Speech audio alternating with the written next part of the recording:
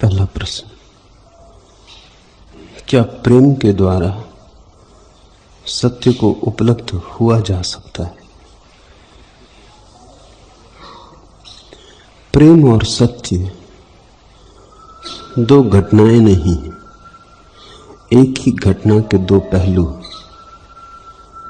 सत्य को पालो तो प्रेम प्रकट हो जाता है, प्रेम को पालो तो सत्य का साक्षात हो जाता है। या तो सत्य की खोज पर निकलो, मंजिल पे पहुंचकर पाओगे प्रेम के मंदिर में भी प्रवेश हो गया। खोजने निकले थे सत्य, मिल गया प्रेम भी साथ साथ। या प्रेम की यात्रा करो, प्रेम के मंदिर पर पहुंचते ही सत्य भी मिल जाएगा। वे साथ साथ ही। प्रेम और सत्य परमात्मा के दो नाम हैं, लेकिन दो तरह के व्यक्ति हैं जगत में। एक है जिन्हें सत्य को पाना सुगम, प्रेम परिणाम में मिलेगा। दूसरे हैं जिन्हें प्रेम पाना सुगम, सत्य परिणाम में मिलेगा। इसलिए ज्ञान और भक्ति दो मौलिक मार्ग हैं, स्त्री और पुरुष दो मौलिक विभाजन है। और जब मैं कहता हूं स्त्री और पुरुष, तो बहुत रूढ़ अर्थों में मत पकड़ना। बहुत पुरुष हैं जिनके पास स्त्रियों जैसा प्रेम से भरा हृदय, बहुत स्त्रियां हैं जिनके पास पुरुष जैसा सत्य को खोजने वाला तर्क है। अपनी पहचान ठीक से कर लेना, परमात्मा की पहचान तो पीछे होगी। अपनी पहचान ठीक से कर लेना। ऐसा कुछ मार्ग मत चुन लेना जो तुम्हारे साथ रास ना आता हो। जो तुम्हें सहज मालूम पड़े वही तुम्हारा मार्ग है। सत्य की खोज में जो अंतिम फल है, वहां तू मिट जाता है, मैं का विस्फोट होता है। अहम ब्रह्मास्मि, मैं ही ब्रह्म हूं और कोई ब्रह्म नहीं। सत्य की खोज में पर से मुक्त होना उपाय है। ध्यान से सुनना, क्योंकि जो सत्य की खोज में उपाय है वही प्रेम की खोज में बाधा है, और जो प्रेम की खोज में उपाय है वही सत्य की खोज में बाधा है। दोनों भिन्न भिन्न जगह से चल रहे हैं, जा रहे एक तरफ। जैसे कोई पश्चिम से चला भारत आने को, कोई पूरब से चला भारत आने को। तो जो इंग्लैंड से चला वो पूरब की तरफ आ रहा है, जो जापान से चला वो पश्चिम की तरफ जा रहा है। दोनों भारत आ रहे हैं, दोनों एक जगह पहुंचेंगे, लेकिन जहां से चले वह स्थान बड़ा भिन्न भिन्न है। सत्य का खोजी तू को गिरा देता है। इसलिए तो महावीर और बुद्ध परमात्मा को स्वीकार नहीं करते। परमात्मा यानी तू, परमात्मा यानी पर, परमात्मा यानी जिसके चरणों में पूजा करनी, अर्चना करनी, जिसके सामने नैवेद्य चढ़ाना। परमात्मा यानी पर। इसलिए बुद्ध और महावीर परमात्मा को इंकार करते थे। पतंजलि भी बड़े संकोच से स्वीकार करते हैं, और स्वीकार ऐसे ढंग से करते हैं कि वो इंकार ही है। पतंजलि कहते हैं ईश्वर प्रणिधान भी सत्य को पाने का एक उपाय, एक विधि है। आवश्यक नहीं है, अनिवार्य नहीं है। ईश्वर है या नहीं ये बात विचारणी नहीं है, ये भी एक विधि है। मान लो काम करती है, मानी हुई बात है। समस्त ज्ञानी ईश्वर को किसी न किसी तरह इंकार करेंगे। शंकर कहते हैं ईश्वर भी माया का हिस्सा है। अहम ब्रह्मास्मि,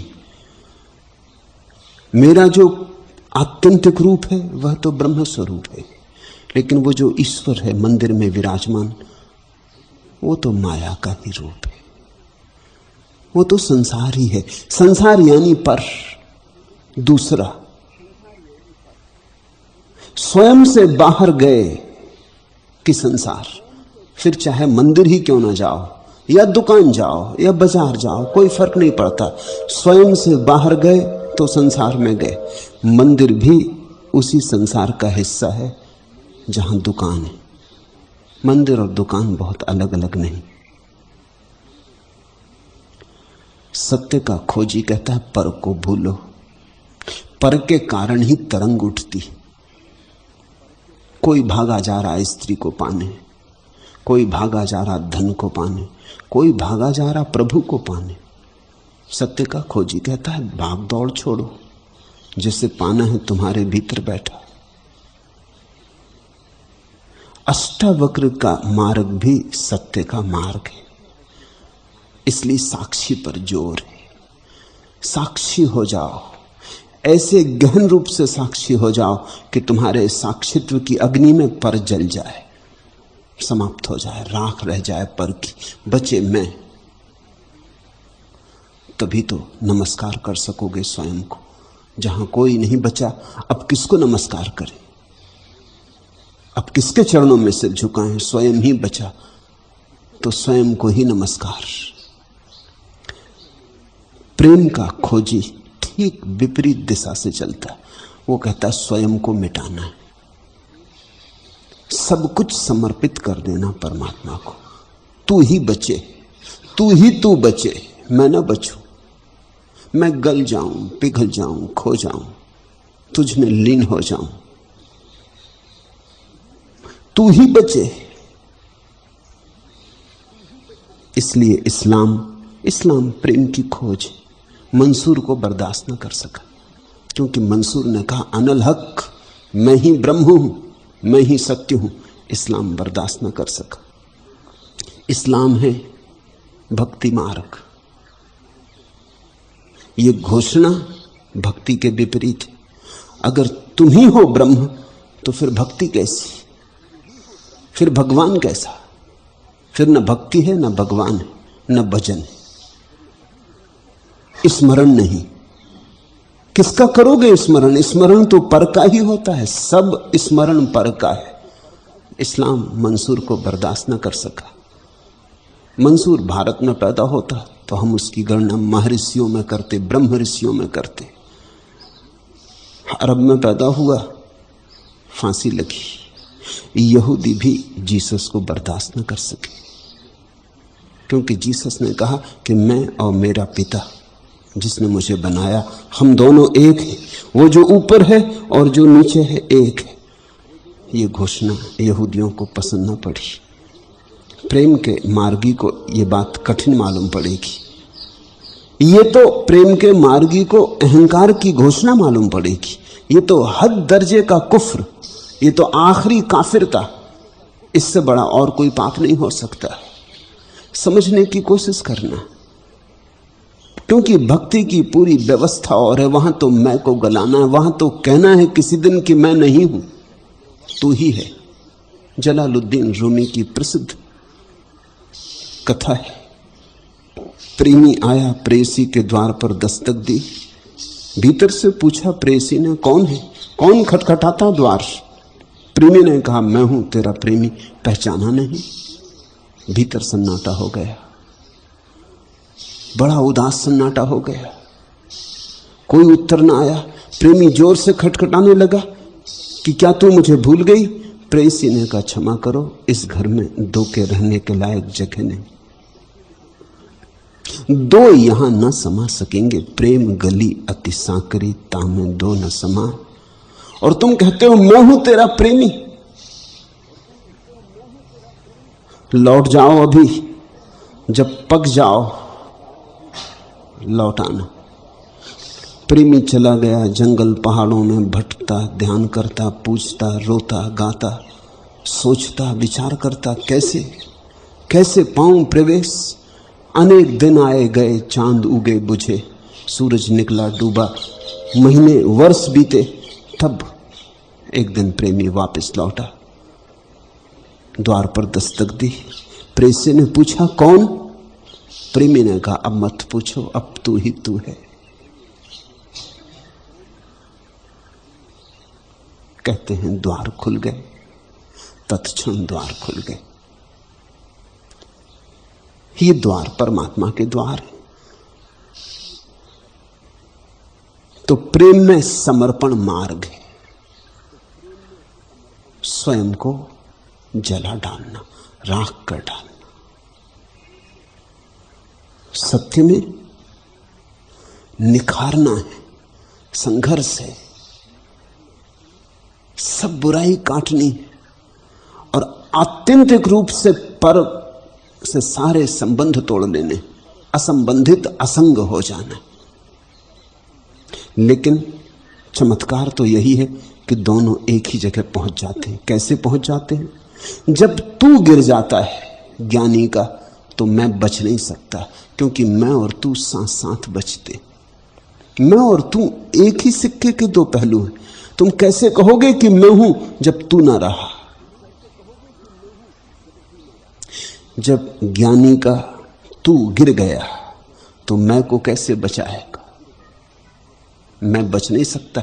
बिना तू के सहारे मैं बच नहीं सकता। मैं का कोई अर्थ ही नहीं रह जाता। जब तू है ही नहीं तो मैं का क्या अर्थ है, क्या प्रयोजन है? किसे कहोगे मैं हम उसी को कहते हैं ना जो तू के विपरीत है, जो तू से भिन्न है, जो तू से अलग है। तुमने अपने घर के आसपास बागुल लगा रखी है, दीवार बना रखी, लेकिन वो पड़ोसी के कारण। अगर पड़ोसी है ही नहीं तो किसके लिए बागुल लगाते हो? अगर सोचो तुम अकेले होते पृथ्वी पर तो घर की सीमा बनाते? किसके लिए बनाते? किससे बनाते? सीमा के लिए दो चाहिए, एक से सीमा नहीं बनती। पड़ोसी चाहिए, अन्य चाहिए, पर चाहिए। जब तू ही गिर गया तो मैं कैसे बचेगा? तो ज्ञानी गिराता है तू को, और अंत में जब तू बिल्कुल गिर जाता है, बैसाखी गिर जाती, तब अचानक देखता है कि उसी के साथ मैं भी गिर गया, शून्य रह जाता। और यही घटना घटती प्रेमी को, वो मिटाता है मैं को। एक दिन मैं गिर जाता है, जिस दिन मैं पूरा गिर जाता है, तू कैसे बचेगा? जब तू को कहने वाला ना बचा, जब पुजारी ना बचा, जब आराधक ना बचा, तो आराध्य कैसे बचेगा? जब भक्त ना बचा तो भगवान कैसे बचेगा? भक्त के साथ ही भगवान बच सकता है। भक्त तो गया, शून्य हो गया, तो भगवान का क्या अर्थ, क्या प्रयोजन? जिस दिन भक्त शून्य हो जाता है उसी दिन भगवान भी विदा हो जाते। सब खेल दो का है, दो के बिना खेल नहीं। सब संसार दुई है, द्वैत है। तुम एक को गिरा दो किसी भी तरह, दूसरा अपने से गिरेगा। एक को तुम मिटा दो, दूसरा अपने से मिटेगा। दोनों साथ साथ चलते। जैसे एक आदमी दो पैरों पर चलता है, तुम एक तोड़ दो फिर चलेगा? फिर कैसे चलेगा? पक्षी दो पंखों पर उड़ता है, तुम एक काट दो फिर उड़ेगा? एक से कैसे उड़ेगा? स्त्री पुरुष दो से संसार चलता है। तुम सारी स्त्रियों को मिटा डालो, पुरुष बचेंगे कितनी देर? तुम सारे पुरुषों को मिटा डालो, स्त्रियां बचेंगी कितनी देर? ये खेल दो का है। ये संसार एक से नहीं चलता। जहां एक बचा वहां तो समझ लेना दोनों नहीं बचे। इसलिए तो ज्ञानियों ने, भक्तों ने, प्रेमियों ने, जानने वालों ने परमात्मा को एक नहीं कहा, अद्वैत कहा। अद्वैत का मतलब दो ना रहे। एक कहने में खतरा है, क्योंकि एक का तो अर्थ ही होता है कि दूसरा भी होगा। अगर कहें एक ही बचा तो एक की परिभाषा कैसे करोगे? सीमा कैसे खींचोगे? एक की सीमा दो से बनती, दो की सीमा तीन से बनती, तीन की सीमा चार से बनती। ये फैलाव फैलता चला जाता है। इसलिए हमने एक अनूठा शब्द चुना, अद्वैत। दो नहीं। पूछो परम ज्ञान को उपलब्ध व्यक्ति को, परमात्मा एक है या दो, तो वो ये नहीं कहेगा एक या दो, वो कहेगा दो नहीं। बस इतना ही कह सकते, इसके पार कहा नहीं जा सकता। न एक है न दो है, दो नहीं है, इतना पक्का है। इससे ज्यादा वाणी सार्थक नहीं, समर्थ नहीं। तो चाहे प्रेम से चलो, चाहे सत्य की खोज करो, एक घड़ी आएगी न दूसरा बचता न तुम बचते। तब जो बच रहता है वही सार है, वही पूर्ण है। भक्त उसे भगवान कहेगा जो बच रहता है, ज्ञानी उसे आत्मा कहेगा। ये सिर्फ अलग अलग भाषा परिभाषा की बात है, बात वही है।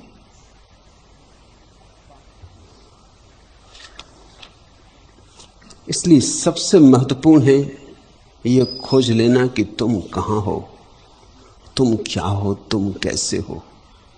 कहीं गलत मार्ग पर मत चल पड़ना। जो मार्ग तुमसे मेल ना खाए वो तुम्हें पहुंचा ना सकेगा। जो मार्ग तुमसे ना निकलता हो वो तुम्हें पहुंचा ना सकेगा। तुम्हारा मार्ग तुम्हारे हृदय से निकलना चाहिए, जैसे मकड़ी जाला बुनती, खुद ही निकालती, अपने ही भीतर से बुनती। ऐसा ही साधक भी अपना जीवन पथ अपने ही भीतर से बुनता है। अगर प्रेम का जाल बुनने में समर्थ हो तो भक्ति तुम्हारा मार्ग है। फिर अष्टावक्र कुछ भी कहें तुम फिक्र मत करना, तुम नारद की सुनना, तुम चैतन्य मीरा को गुनना।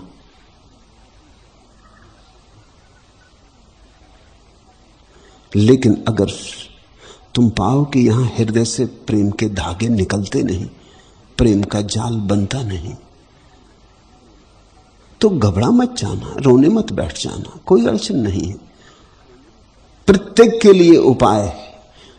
तुम जिस क्षण पैदा हुए उसी क्षण तुम्हारा उपाय तुम्हारे साथ पैदा हुआ है, तुम्हारे भीतर पड़ा है, तुम्हारे अंतस्थल में प्रतीक्षा कर रहा है।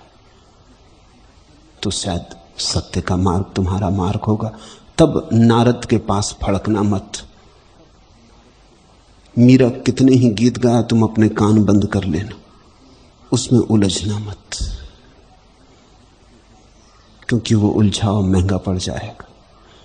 जो तुम्हारे भीतर से आए, सहज स्फूर्त हो, बस वही। जो जहां भी है समर्पित है सत्य को। ये फूल और यह धूप, लहलहाते खेत, नदी का कूल, क्या प्रार्थनाएं नहीं? ये व्यक्तित्व निवेदित ऊर्ध्व के प्रति क्या नहीं है?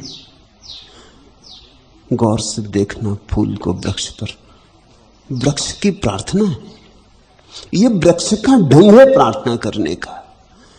आदमी ही थोड़ी प्रार्थना करता है। तुम तभी मानोगे जब वृक्ष जाएगा मंदिर में और गंगा जल चढ़ाएगा, तभी तुम मानोगे। जब वृक्ष पानी भर के लाएगा और शंकर जी पर चढ़ाएगा, तभी तुम मानोगे। और वृक्ष रोज अपने फूल झराता रहा शंकर पर, अपने पत्ते गिराता रहा, अपने प्राणों से पूजा करता रहा, इसे तुम स्वीकार ना करोगे? जो जहां है, जो जहां भी है समर्पित है सत्य को। ये फूल और यह धूप, लहलहाते खेत, नदी का कूल, क्या प्रार्थनाएं नहीं? प्रार्थनाएं अलग अलग होंगी, अलग अलग ढंग है। वैविध्य है जगत में, और सुंदर है जगत वैविध्य के कारण। तो जब मुसलमान मस्जिद में झुके तो तुम ये मत सोचना कि गलत है, और मंदिर में जब हिंदू घंटियां बजाए तो तुम नाराज मत होना, और चर्च में जब ईसाई गुनगुनाए या बौद्ध अपने पूजा गृह में बैठकर ध्यान करे, तो तुम जानना जो जहां है वहीं समर्पित है सत्य को। और धूप और फूल भी प्रार्थना कर रहे हैं, सारा जगत प्रार्थना मग्न है, झरने अपना गीत गुनगुना रहे हैं। स्त्रियां स्त्रियों के ढंग से जाएंगी, पुरुष पुरुष के ढंग से जाएंगे। और एक बार तुम्हें यह समझ में आ जाए कि मेरा ढंग मुझे खोज लेना है, तो तुम दूसरी बात छोड़ दोगे, तुम दूसरों को घसीटने की आदत छोड़ दोगे। दुनिया में बड़ा अहित हुआ है। पत्नी जिस मंदिर में जाती पति को भी ले जाती, बाप जिस मंदिर में जाता बेटे को भी ले जाता। इससे दुनिया में इतना अधर्म है, क्योंकि लोगों को स्वभाव के अनुकूल सुविधा नहीं है। मैंने वर्षों घूमकर देश में देखा, किसी को पाया जैन घर में पैदा हुआ है, वो उसका दुर्भाग्य हो गया। उसके पास हृदय था भक्ति का, लेकिन जैन घर में भक्ति के लिए कोई उपाय नहीं। वहां तो ध्यान की ही गूंज एकमात्र गूंज। किसी को मैंने देखा कि भक्ति के पंथ में पैदा हो गया है, वल्लभ संप्रदाय में पैदा हो गया, लेकिन उसका कोई रस भक्ति में नहीं।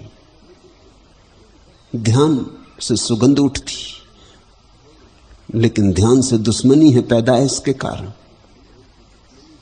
कहीं पैदाइश से कोई धर्म होता है? स्वभाव से धर्म होता। स्वभाव यानी धर्म। पैदाइश तो संयोगिक घटना है। तुम किस घर में पैदा हुए, इससे थोड़ी धर्म तय होता। दुनिया अगर सच में धार्मिक होना चाहती हो तो हमें बच्चों को धर्म में जबरदस्ती प्रवेश करवाने की पुरानी प्रवृत्ति छोड़ देनी चाहिए। हमें बच्चों को सारे द्वार खुले छोड़ देने चाहिए। उन्हें कभी मस्जिद भी जाने दो, कभी मंदिर भी, कभी गुरुद्वारा भी। उन्हें खोजने दो। सिर्फ उन्हें तुम एक रस दे दो कि खोजना है परमात्मा को, बस इतना काफी। फिर तुम कैसे खोजो? कुरान से तुम्हें धुन मिलेगी कि गीता से? तुम्हारी मर्जी। पहुंच जाना परमात्मा के घर। कुरान की आयत दोहराते पहुंचोगे कि गीता के मंत्र पाठ करते, कुछ लेना देना नहीं। तुम पहुंच जाना, अटक मत जाना कहीं। शुभ होगा वह दिन जिस दिन एक ही घर में कई धर्मों के लोग होंगे। पत्नी मस्जिद जाती, पति गुरुद्वारा जाता, बेटा चर्च में। और जब तक ऐसा न हो जाए तब तक दुनिया में धर्म नहीं हो सकता। असंभव है, क्योंकि धर्म का पैदाइश से कोई भी संबंध नहीं। तो तुम अपनी खोज करो। मेरे पास जो लोग हैं, यही मेरी देशना है उन्हें, इसलिए मैं सब पर बोल रहा हूं। तुम कभी कभी चौंकते हो, मेरे पास लोग आते हैं, वो कहते हैं आप एक ही धारा पर बोलें तो हम निश्चिंत होकर लग जाएं काम में। कभी आप भक्ति पे बोलते हैं, कभी आप ज्ञान पर बोलते हैं, कभी आप कहते हैं डूब जाओ, कभी कहते हैं साक्षी हो जाओ, कभी अष्टावक्र, कभी नारद। हम बड़ी विभूचन में पड़ जाते। तुम विभूचन में मेरे बोलने के कारण नहीं पड़ रहे हो, तुम विभूचन में पड़ रहे हो क्योंकि तुम अभी तक ये नहीं पहचान पाए कि तुम्हारा रस क्या है। तुम्हें अपना रस समझ में आ जाए, इसलिए बोल रहा हूं। ये सारे शास्त्र तुम्हारे सामने खोल रहा हूं कि तुम्हें अपना रस पहचान में आ जाए। ऐसा हुआ इंग्लैंड में, एक आदमी दूसरे महायुद्ध में चोट खाया, युद्ध में गिर पड़ा, स्मृति खो गई। बड़ी मुश्किल हो गई। स्मृति खो गई थी तो कोई अड़चन न थी, उसे नाम तक याद न रहा तो भी अड़चन न थी, लेकिन युद्ध के मैदान से लाते वक्त उसका नंबर का बिल्ला भी कहीं गिर गया। वो कौन है यही समझ में ना आए। किसी मनोवैज्ञानिक ने सलाह दी कि इसे इंग्लैंड में गांव गांव घुमाया जाए, शायद अपने गांव को देख के पहचान ले, शायद भूली सुध आ जाए। जहां से बचपन से पैदा हुआ, जिन वृक्षों के नीचे खेला, जिस नदी के किनारे नहाया, शायद उस गांव की हवा, उस गांव का ढंग इसकी भूली स्मृति को खींच लाए। तो उसे इंग्लैंड में गांव गांव घुमाया गया। वो खड़ा हो जाता है स्टेशनों पर जाके, उसकी आंखें कोरी की कोरी रहती। सौभाग्य और संयोग की बात कि एक स्टेशन पे गाड़ी रुकी जहां रुकना नहीं था गाड़ी को, संयोग वसात रुकी। आमतौर से वहां रुकती न थी, कोई दूसरी ट्रेन निकलती थी इसलिए रुक जाना पड़ा। उस आदमी ने खिड़की से नीचे झांक के देखा और उसके चेहरे पर रोशनी आ गई। उसकी आंखें जो अब तक खाली थीं भर गई। वो तो बिना कहे अपने साथियों को उतर गया नीचे। वो तो भागने लगा, उसके साथी उसके पीछे भागे, बोले पागल हो गए। उसने कहा पागल नहीं हो गया, अब तक पागल था, होश आ गया। यही मेरा गांव है, ये वृक्ष, ये स्टेशन, मेरे पीछे आओ। वो ठीक भागता हुआ गली कुचों में से अपने घर के द्वार पर पहुंच गया। उसने कहा, ये मेरा घर, वो मेरी मां रही। ऐसा तुम्हारे सामने मैं शास्त्र खोलता चलता हूं, कभी अष्टावक्र, कभी नारद, कभी महावीर, कभी बुद्ध, कभी सूफी, कभी हसीद, कभी जैन, सिर्फ इस आशा में कि जहां भी तुम्हारा स्वभाव का तालमेल खाएगा, किसी स्टेशन पे तो तुम कहोगे आ गया घर। किसी स्टेशन पे तो तुम्हारी आंखों में रोशनी आ जाएगी, तुम दौड़ने लगोगे, तुम नाचने लगोगे। किसी जगह तो तुम्हें एकदम से पुलक उमंग होगी। इसलिए बोल रहा हूं इतने पर, क्योंकि मेरी मान्यता है दुनिया में जितने मार्ग हैं उतने ही तरह के लोग हैं। ये दो तो मूल धाराएं हैं, ज्ञान की और प्रेम की। फिर प्रेम की छोटी धाराएं हैं, ज्ञान की छोटी धाराएं। प्रेम से निश्चित मार्ग जाता है, उतना साफ सुथरा नहीं जैसा सत्य का मार्ग है। प्रेम का मार्ग तो बड़ा धुंधला धुंधला है। वही उसका मजा भी है, वही उसका स्वाद भी है। सत्य का मार्ग तो ऐसा है जैसे दोपहर में सूरज सिर पे खड़ा, सब साफ सुथरा। प्रेम का मार्ग तो ऐसा है जैसे सांझ होने लगी, सूरज ढल गया, अभी तारे भी नहीं निकले, संध्या बेला है। इसलिए तो भक्त अपनी प्रार्थना को संध्या कहते, पूजा को संध्या कहते। भक्तों की भाषा का नाम संध्या भाषा है। धुंधली धुंधली प्रेम रस पगी, सांझ के धुंधलके में एक राह खुलती, एक राह जिसकी उस छोर पर मंदिर मंदिम, एक दीप जलता है, एक लौ मचलती है। सांझ के धुंधलके में एक राह खुलती, दबे पांवा मुझको रोशनी बुलाती, हाथ थाम लेती है, साथ ले टहलती है। सांझ के धुंधलके में एक राह खुलती है। भीतर बाहर कुछ जगमग जगमग होता है, दिन भर की थकन घुटन वेदना पिघलती है। सांझ के धुंधलके में एक राह खुलती है। पद पद होता प्रयाग, क्षण क्षण होता संगम, प्रीति तुम्हारे मेरे प्राणों में पलती है। सांझ के धुंधलके में एक राह खुलती है। प्रेम का मार्ग तो धुंधला है, रस का मार्ग तो मस्ती का मार्ग है, ज्ञान का मार्ग साक्षी का, प्रेम का मार्ग बेहोशी का, ज्ञान का मार्ग समझ का, प्रज्ञा का, प्रेम का मार्ग मदमस्तों का, मस्ती का। ज्ञान के मार्ग पर ध्यान उपाय, प्रेम के मार्ग पर प्रार्थना, भजन, नृत्य, गान। ज्ञान का मार्ग मरुस्थल से निकलता है, प्रेम का मार्ग कुंज वनों से, वृंदावन से।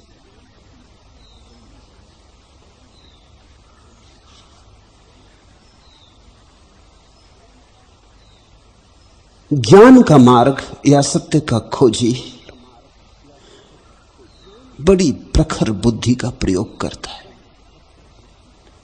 तलवार की धार की तरह काटता चलता है। निषेध का मार्ग है सत्य का मार्ग, असत्य को काटते चलो, असार को तोड़ते चलो, फिर जो बच रहेगा अनटूटा वही सार है। प्रेम का मार्ग कुछ भी तोड़ता नहीं, काटता नहीं। प्रेम के मार्ग में त्याग नहीं है, विराग नहीं है। प्रेम के मार्ग में तो जो तुम्हारे भीतर राग पड़ा ही हुआ है, उसी राग के सहारे सेतु बना लेना। जो तुम्हारे भीतर प्रेम की छोटी सी रोशनी जल रही है, उसी को प्रगाढ़ कर लेना। प्रेम का मार्ग तो आस्था का मार्ग है। मैं गाता हूं हर गीत मधुर विश्वास लिए, लहराती अंबर पर तारों से टकराती ध्वनि पास तुम्हारे एक समय गूंजेगी ही। मैं रखता हूं हर पांव सुधड़ विश्वास लिए, उबड़ खाबड़ तम की ठोकर खाते खाते इनसे कोई रक्ताब किरण फूटेगी ही। भक्त तो ऐसा टटोल टटोल के चलता, वो तो कहता आस्था है कभी पहुंच जाऊंगा। जल्दी भी नहीं है भक्त को, बेचैनी भी नहीं है, त्वरा से हो जाए कुछ ऐसी आकांक्षा भी नहीं है। भक्त तो कहता है ये खेल चले, जल्दी क्या है। भक्त तो कहता है प्रभु ये छियाछी चले, तुम छिपो मैं खोजूं, मैं तुम्हारे पास आऊं तुम फिर छिप जाओ। खोजूं खोजूं और खोज ना पाऊं। ये रास चले, ये लीला चले, क्योंकि भक्त के लिए ये लीला है, रास है, खेल है। ज्ञानी के लिए ये बड़ा दुर्गम मार्ग है। ज्ञानी के लिए खेल नहीं, लीला नहीं, बड़ी गंभीर बात है, उलझन है, जंजाल है, आवागमन है, इससे छुटकारा पाना। ये अलग अलग भाषाएं हैं, दोनों सही हैं, और एक के सही होने से दूसरी गलत नहीं होती, ये ख्याल रखना। अक्सर मन में ऐसा होता है, अगर एक सही तो दूसरी गलत होगी। जीवन बहुत बड़ा है, विरोधों को भी संभाल लेता है। जीवन इतना छोटा और संकीर्ण नहीं जैसा तुम सोचते हो। देखने की बात है। ज्ञानी को तो लगता है जंजाल, कब छूटूं इससे, कैसे मुक्ति हो। तो ज्ञानी के लिए जो आत्यंतिक चरण है वो मुक्ति। भक्त मुक्ति की बात नहीं करता, मोक्ष शब्द ही भक्त की भाषा में नहीं, बैकुंठ। वो कहता खेले यहां वहां भी खेलेंगे, यहां बजाई तुमने बांसुरी की धुन वहां भी बजाना, यहां हम नाचे वहां भी नाचेंगे। नहीं, भक्त कहता है मुक्ति मुझे नहीं चाहिए, तुम मुझे अनंत अनंत पासों में बांध लो, तुम मुझे जितने पासों में बांध सको बांध लो, मैं तुमसे बंधना चाहता हूं। ये दोनों सही हैं। अब बात इतनी ही है कि तुम्हें जो सही लगे, तुम दूसरे को छोड़ देना, भूल जाना, उलझन में मत पड़ना। फिर तुम्हें जो सही लग जाए, जो तुम्हारे स्वभाव के अनुकूल आ जाए, जो तुम्हारे हृदय पर चोट करे, फिर उसी का जाला तुम बुन लेना। मगर मकड़ी की याद रखना, पुराने शास्त्र कहते हैं परमात्मा ने संसार को भी मकड़ी के जाले की तरह बुना, अपने भीतर से निकाला। और तो कहां से निकालेगा, और तो कुछ था भी नहीं निकालने को, अपने भीतर से ही निकाला होगा। और हर चीज भीतर से निकलती है। एक बीज तुम देखे, इस बीज में छिपा बड़ा वृक्ष, जरा बो दो इसे जमीन में, आने दो ठीक मौसम, पड़ने दो वर्षा, और एक दिन तुम पाओगे वृक्ष फूट पड़ा, कौपने आ गई। इस बीज में छिपा पड़ा था वृक्ष, भीतर से ही निकल रहा है। एक वैज्ञानिक ने जापान में एक प्रयोग किया, चमत्कार जैसा प्रयोग है। उसे प्रयोग करते करते पौधों पे यह ख्याल आया कि पौधा बीज में से ही पूरा आता है, या कि बहुत कुछ तो जमीन से लेता होगा। तो उसने एक प्रयोग किया, एक गमले में उसने सब तरह से जांच परख कर ली कि कितनी मिट्टी डाली है, एक एक रत्ती रत्ती नाप के सब काम किया, कितना पानी रोज डालता है उसका भी हिसाब रखा। वृक्ष बड़ा होने लगा, खूब बड़ा हो गया। फिर उसने वृक्ष को निकाल लिया, जड़ें धो डाली, एक मिट्टी का कण भी उस पर न रहने दिया। और जब मिट्टी तौली तो बड़ा चकित हुआ, मिट्टी उतनी की उतनी है, मिट्टी में कोई फर्क नहीं पड़ा। उस बीज से ही आया है ये पूरा वृक्ष, उस शून्य से ही प्रकट हुआ है। ऐसे ही एक दिन परमात्मा से सारा अस्तित्व प्रकट हुआ। तुम भी अपना सारा अस्तित्व अपने भीतर बीज की तरह छिपाए बैठे हो, मगर पहचान तो करनी ही होगी कि तुम्हारे भीतर प्रेम का बीज पड़ा कि सत्य का। और ये दो ही बीज हैं मौलिक रूप से। तुम या तो संकल्प करो या समर्पण करो। संकल्प दुर्धर्ष मार्ग, इसलिए तो वर्धमान को जैनों ने महावीर कहा। बड़ा गहन संघर्ष है, महावीर उनका नाम ही हो गया। धीरे धीरे वर्धमान तो लोग भूल ही गए। इतना संघर्ष किया, समर्पण नहीं है, वहां संकल्प है। महावीर कहते हैं असरण, किसी की शरण मत जाना। बुद्ध ने मरते वक्त कहा अपो दीपो भव, अपना प्रकाश खुद बन आनंद, कोई दूसरा तेरा मार्गदृष्टा नहीं। कृष्णमूर्ति कहते हैं मैं किसी का गुरु नहीं, और तुम किसी को भूल के गुरु बनाना मत। ठीक कहते, सहारे की जरूरत नहीं है सत्य के खोजी को। सत्य का खोजी बड़ा अकेला चलता है।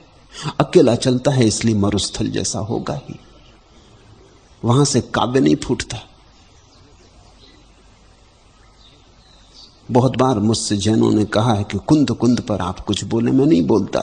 कई बार कुंद कुंद का शास्त्र उठा कर देखता हूं, सोचता हूं बोलना तो चाहिए, कुंद कुंद प्यारे, मगर बात मरुस्थल की, उसमें काव्य बिल्कुल नहीं।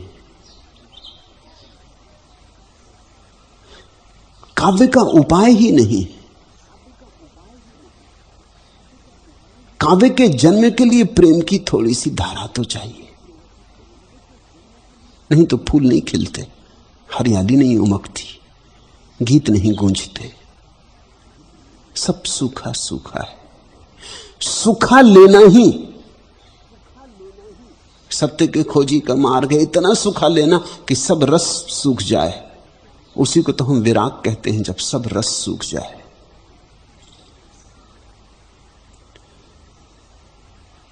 तो अपने भीतर खोज लेना है। अगर तुम्हें लगे कि मरुस्थल ही तुम्हें निमंत्रण देता है, मरुस्थल में आमंत्रण मालूम पड़े, पुकार मालूम पड़े, चुनौती मालूम पड़े, तो हर्ज नहीं, फिर मरुस्थल ही तुम्हारे लिए उद्यान है। लेकिन अपने भीतर कस लेना, अपने भीतर देख लेना। और एक बात कसौटी में काम पड़ेगी, जब भी तुम पाओगे कोई मार्ग तुम्हारे अनुकूल पड़ने लगा, तुम तत्क्षण खिलने लगोगे, तत्क्षण शांति मिलने लगेगी। जैसे अचानक स्वरों में मेल बैठ गया, तुम्हें अपनी भूमि मिल गई, तुम्हारा मौसम आ गया, तुम्हारी ऋत आ गई फलने की फूलने की। कभी कभी ऐसा होता है, किसी की वाणी सुनते ही तत्क्षण तुम्हारे भीतर एक खटके की तरह कुछ हो जाता, द्वार खुल जाते। किसी को देखते ही किसी क्षण अचानक प्रेम उमग आता, किसी के पास पहुंचते ही अचानक बड़ी गहन शांति घेर लेती, आनंद के स्रोत फूटने लगते। ये अकारण नहीं होता। जहां भी तुम्हारा मेल बैठ जाता, जहां भी तुम्हारी तरंग मेल खा जाती, वहीं ये हो जाता है।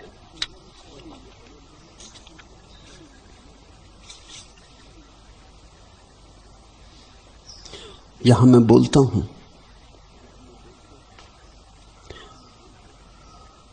साफ दिखाई पड़ जाता है कौन तरंगित हुआ, कौन नहीं तरंगित हुआ। कुछ पत्थर के रोड़े की तरह बैठे रह जाते, कुछ डोलने लगते। किसी के हृदय को छू जाती बात, कोई बुद्धि में ही उलझा रह जाता है। तुम मेरे पथ के बीच लिए काया भारी भरकम, क्यों जमकर बैठ गए कुछ बोलो तो। क्यों तुमको छूता है मेरा संगीत नहीं, तुम बोल नहीं सकते तो झूमो डोलो तो। रागों की रोकी जा सकती है राह नहीं, रोड़ो हट धर्मी छोड़ो मुझसे मन जोड़ो। तुमसे भी मधुमेह शब्द निकलकर गूंजेंगे, तुम साथ जरा मेरी धारा के होलो तो। जब भी तुम्हारा कहीं मेल खा जाए, तब तुम और सब चिंताएं छोड़ देना। जहां तुम्हारा मन का रोड़ा पिघलने लगे, जहां तुम्हारे सदा के जमे हुए चट्टान जैसे हो गए हृदय में तरंगें उठने लगे, तुम डोलने लगो, जैसे बीन को सुनकर सांप डोलने लगता है। अब तुम चकित होगे, सांप के पास कान नहीं होते। वैज्ञानिक बड़े मुश्किल में पड़े जब पहली दफा यह पता चला कि सांप के पास कान होते ही नहीं, बीन सुन के डोलता है। सुन तो सकता नहीं तो डोलता कैसे? तो या तो बीन वादक कुछ धोखा दे रहा है, सांप को किसी तरह से प्रशिक्षित किया है। तो बीन वादकों को दूर बिठाया गया, बीच में पर्दा डाला गया कि हो सकता है बीन वादक डोलता है, उसको देख के सांप डोलता। आंख है सांप के पास, कान तो है नहीं, तो बीच में पर्दे डाल दिए गए, वीण वादक को दूर कर दिया गया, लेकिन फिर भी सांप डोलता है। तब एक अनूठी बात पता चली, और वो ये कि सांप के पास कान तो नहीं है, लेकिन वीण से जो तरंग पैदा होती उससे उसके पूरे शरीर पर तरंग पैदा होती। कान नहीं, उसकी पूरी काया डोल जाती। जब कोई बात छूती है तो सब डोल जाता है। तो जिस बात से तुम डोलने लगो वही तुम्हारा मार्ग है। जिस बात से रस घुलने लगे तुम्हारे भीतर वही तुम्हारा मार्ग है। फिर तुम सुनना मत और क्या कोई कहता, तुम अपने हृदय की सुनना और अपने रस के पीछे चल पड़ना। दूसरा प्रश्न, जब आपका प्रवचन पढ़ता हूं तो आश्चर्य होता है, लेकिन उसे ही जब सुनता हूं तब सिर्फ ध्वनि ही ध्वनि गूंजती रह जाती। अंत में रह जाती है केवल शून्यता और भीनी भीनी मस्ती। क्या यही आपका स्वाद है प्रभु?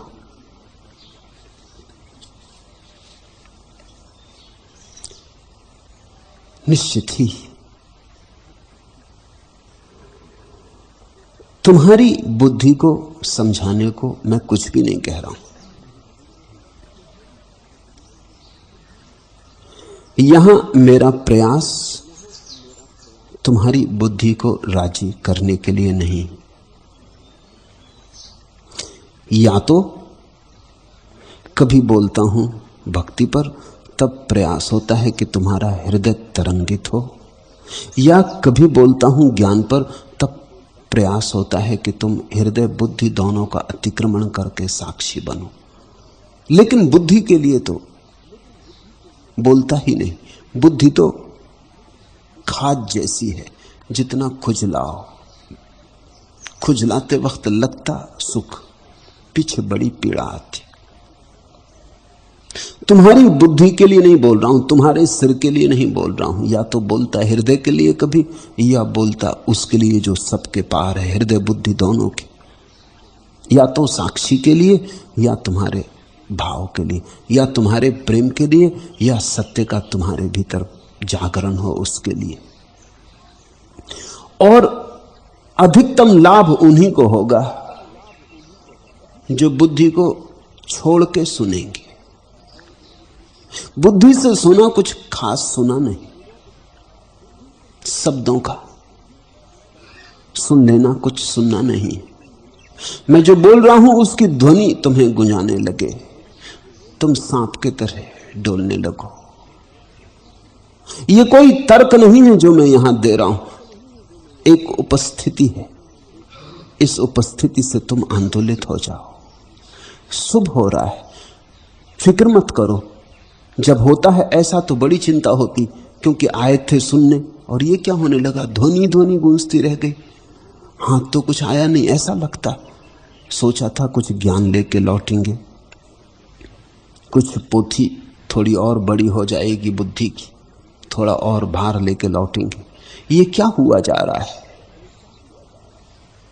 सिद्धांत तो हाथ नहीं आ रहे, संगीत हाथ आ रहा है। संगीत लेने तो आए भी नहीं थे, ये तो सोचा भी नहीं था।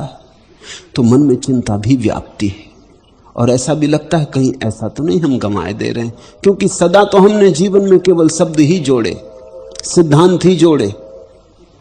इसलिए स्वभावतः हमारा अतीत कहता है ये क्या कर रहे हो, कुछ संग्रहित कर लो, कुछ ज्ञान पकड़ लो, कुछ जुटा लो, काम पड़ेगा पीछे। इस मन की बातों में मत पड़ना। अगर तुम्हें संगीत सुनाई पड़ने लगा, अगर ध्वनि सुनाई पड़ने लगी, अगर भीतर लहर आने लगी, तो शब्द से तुम पार निकले। शब्द से पार जाता है संगीत। इसलिए तो संगीत सभी को आंदोलित कर देता है। संगीत की कोई भाषा सीमित नहीं है। हिंदी बोलो, जो हिंदी समझता है समझेगा।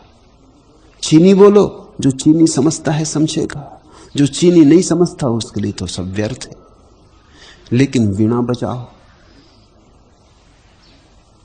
सारे जगत में कहीं भी वीणा बजाओ,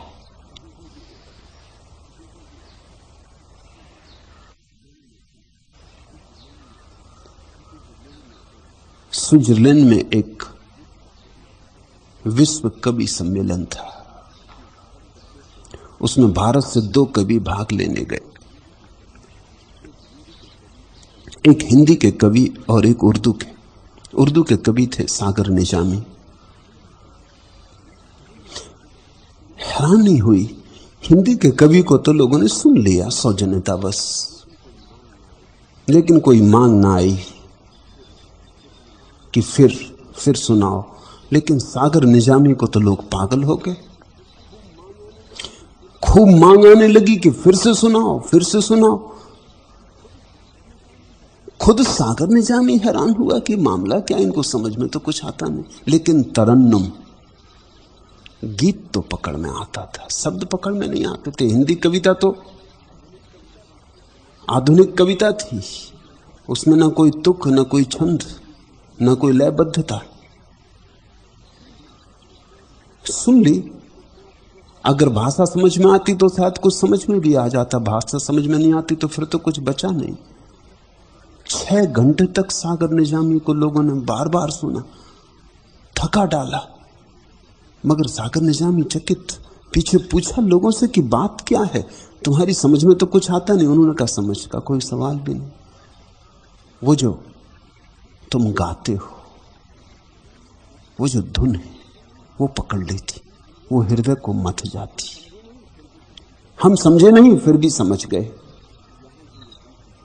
यहां जो मैं तुमसे बोल रहा हूं, उसमें अगर तुम्हें शब्द ही समझ में आए तो परिधि समझ में आई। अगर संगीत पकड़ में आ जाए तो केंद्र पकड़ में आ गया। अगर शब्द ही लेकर गए तो तुम थोड़े और बुद्धिमान हो जाओगे, वैसे ही तुम बुद्धिमान थे और बीमारी बढ़ी। अगर संगीत पकड़ में आया तो तुम सरल होकर जाओगे, वो जो तुम बुद्धिमानी लाए थे वो भी यहीं छोड़ जाओगे।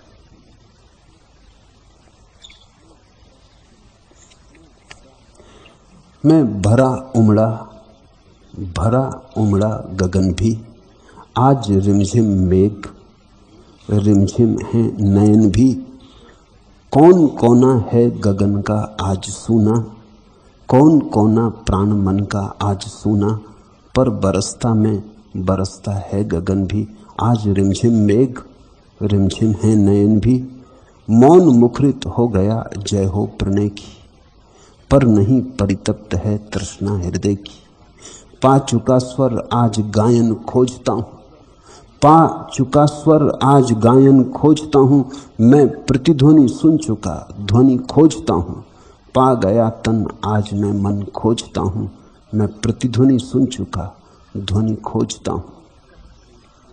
जो शब्द हैं वे तो तन की भांति हैं, देह की भांति।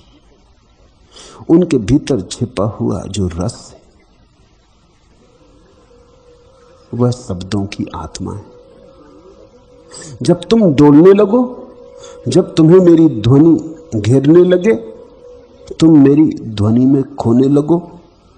मेरी ध्वनि जब तुम्हें नशे की तरह मदमस्त कर दे, तब तुमने प्राण को छुआ, तब तुमने मूल स्वर को छुआ।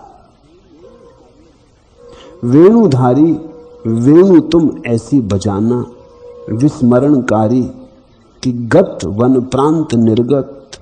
मैं चलूं पीछे तुम्हारे मुग्ध अवनत चेतनाहत। ओम तत्सत तत्सत सतत। वेणुधारी वेणु तुम ऐसी बजाना, विस्मरणकारी कि गत वन प्रांत निर्गत। मैं चलूं पीछे तुम्हारे मुग्ध अवनत चेतनाहत।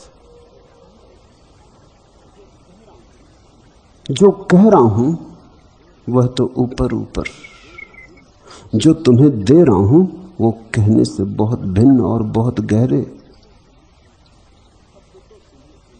शब्द तो तुम्हें उलझा रखने को है, ताकि तुम शब्दों में उलझे रहो और मैं तुम्हारे हृदय के पात्र को भर दूं ओम तत्सत से।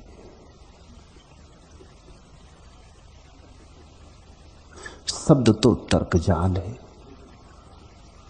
जीवन के द्वार वहां से नहीं खुलते। वस्तुतः तर्क के कारण ही बहुत लोग भटके रह जाते। सुनो मेरे शब्दों को, पर जरा गहरे झांकना, सतह पर ही मत अटके रहना। सतह पर तरंगे, तुम जरा गहरे उतरना, डुबकी लगाना। अगर तुमने मेरे शब्दों में डुबकी लगाई तो तुम शून्य का रस पाओगे, वही उनकी ध्वनि। और ये तुम्हारे बस में नहीं है कि तुम इसे जबरदस्ती कर लो। ये सहज होता है तो ही होता है, होता है तो ही होता है। तो जिसने पूछा है उसे हो रहा है। आनंद तीर्थ का प्रश्न है। तो अब इसकी आकांक्षा मत करने लगना, अन्यथा अड़चन पड़ जाएगी। अब ऐसा मत करना कि कल तुम बिल्कुल जम के बैठ जाओ कि आज और हो और गहरा हो, तो चूक जाओगे। ये तो हो ही रहा है, तुम इसमें बीच में मत आना। तुम इसकी आकांक्षा भी मत करना, तुम इसकी प्रतीक्षा भी मत करना, अपेक्षा भी मत करना, तो ये गहरा होता जाएगा। अगर तुमने इसकी अपेक्षा की और तुम प्रतीक्षा करने लगे तो बुद्धि आ गई, हिसाब आ गया, अड़चन आ गई। फिर तुम अचानक पाओगे कि अब वह बात नहीं घटती, तुम्हारे घटाए घटती ही नहीं थी। ये प्रश्न तो 3-4 दिन पुराना है, मैं उत्तर नहीं दिया था, जान के रोक रखा था कि होने दो कुछ देर और, रस और थोड़ा प्रगाढ़ हो जाने दो, क्योंकि कहीं ऐसा ना हो कि मेरे कहने से तुम्हारे भीतर वासना जग जाए कि तो ठीक अब और हो। जहां और आया मन आया, जहां मांग आई मन आया, और जहां मांग आई वहीं तुम भिकमंगे हुए, वहीं भिखारी हुए, वहीं दीन दुर्बल। होते हैं क्षण जो देश काल मुक्त हो जाते, होते हैं, पर ऐसे क्षण हम कब दोहराते या क्या हम लाते हैं? उनका होना, जीना, भोगा जाना है स्वैर सिद्ध, सब स्वतः पूर्त, हम इसीलिए तो गाते। तो जब गुनगुन आ जाए गा लेना, जब ध्वनि पकड़ ले डूब लेना, डुबकी ले लेना। जब ना आए तो तने बैठे प्रतीक्षा मत करना। हवा के झोंके हैं, जब आते हैं आते, ऐसे ही प्रभु के झोंके भी आते। मनुष्य के हाथ में नहीं खींच लाना, प्रसाद रूप आते। बस इतना ख्याल रहे, सब शुभ हो रहा है, मांग भर ना बने। अन्यथा मनुष्य के मन की पुरानी आदत है, जिसमें सुख मिलता उसकी मांग पैदा हो जाती, बस वहीं सब अड़चन हो जाती। दोहराने की बात ही मत करना। जीवन में कोई अनुभव दोहराया नहीं जा सकता। होगा, बार बार होगा, लेकिन तुम दोहराने की आकांक्षा मत करना। ज्यादा होगा, लेकिन तुम दोहराने की आकांक्षा मत करना।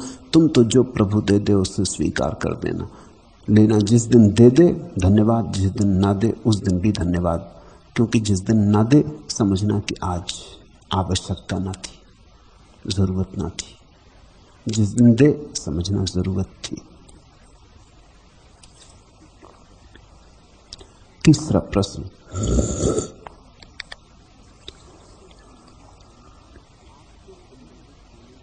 आपसे संबंधित होने के लिए क्या संन्यास अनिवार्य है?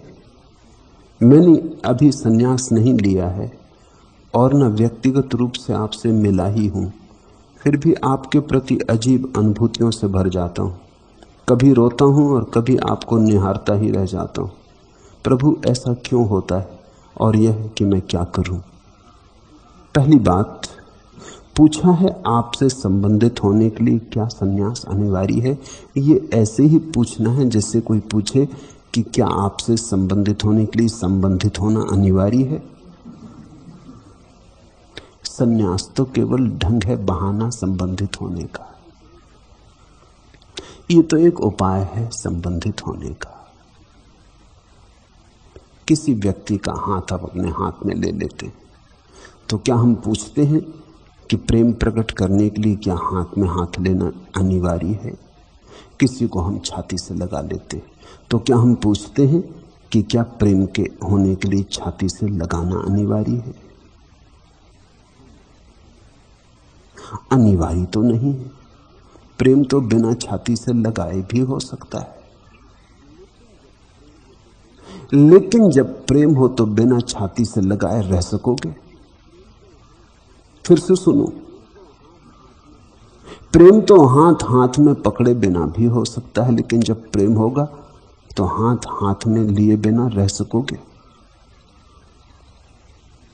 साथ साथ आते अभिव्यक्तियां हैं। जिससे तुम्हें प्रेम है उसके पास कुछ भेंट ले जाते हो, फूल ही सही,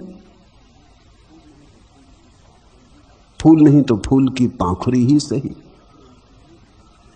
क्या प्रेम के लिए भेंट ले जाना अनिवार्य है? जरा भी नहीं। लेकिन जब प्रेम होता है तो देने का भाव होता है। संन्यास क्या है? संन्यास है इस बात की घोषणा कि मैं अपने को देने को तैयार हूं। संन्यास है इस बात की घोषणा कि आप मेरा हाथ अपने हाथ में ले लो। संन्यास है इस बात की घोषणा कि आप अगर हाथ मेरा अपने हाथ में लोगे तो मैं छुड़ाकर भागूंगा नहीं।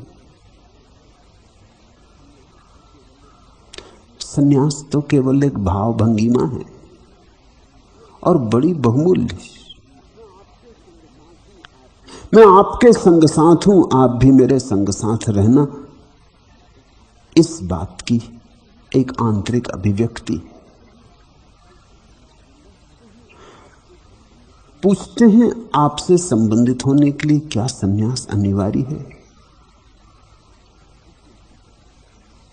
और जिसने पूछा है वो ज्यादा देर संन्यास से बच ना सकेंगे।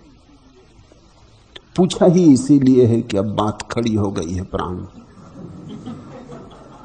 अब मुश्किल खड़ी हो गई है, अब संन्यास लिए बिना रहा न जाएगा, चुनौती आ गई। भय भी है इसलिए प्रश्न उठा है। लेकिन जब जीवन में कभी कोई विधायक का जन्म होता है, जब कोई विधायक दिशा खुलती, तो फिर कितने ही भय हो उनके बावजूद आदमी को जाना ही पड़ता है। पुकार तुमने सुन ली, इसलिए तो रो रहे हो, इसलिए तो निहार रहे हो। अब कब तक रोते रहोगे, कब तक निहारते रहोगे? द्वार खुले हैं, प्रवेश करो। अभी संन्यास नहीं लिया है और न व्यक्तिगत रूप से आपसे मिला ही हूं। शायद व्यक्तिगत रूप से मिलने में भी डर होगा और संभल के मिलना कि आए कि मैंने संन्यास दिया। तुम छिपा ना सकोगे, प्रेम कहीं छिपा, तुम लाख उपाय करोगे छिपा ना सकोगे। मेरे सामने आए कि मैं पहचान ही लूंगा कि यही हो तुम जो रो रहे थे, कि यही हो तुम जो निहार रहे थे। तो सोच के ही आना। वस्तुतः मेरे सामने तुम आते ही तब हो जब तुम्हारे जीवन में समर्पण की तैयारी हो गई, तुम छोड़ने को राजी हो, तुम नत होने को तैयार हो, तुम मेरे शून्य के साथ गठबंधन करने को तैयार हो। यह भी एक भांति का विवाह है।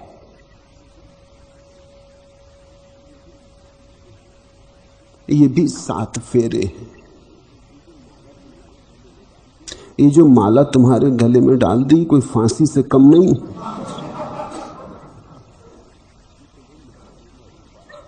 ये तुम्हें मिटाने का उपाय है। ये जो वस्त्र तुम्हारे गैरिक अग्नि के रंगों में रंग दिए, ये ऐसे ही नहीं, ये तुम्हारी चिता तैयार है। तुम मिटोगे तो ही तुम्हारे भीतर परमात्मा का आविर्भाव होगा। संन्यास साहस है, अदम्य साहस है।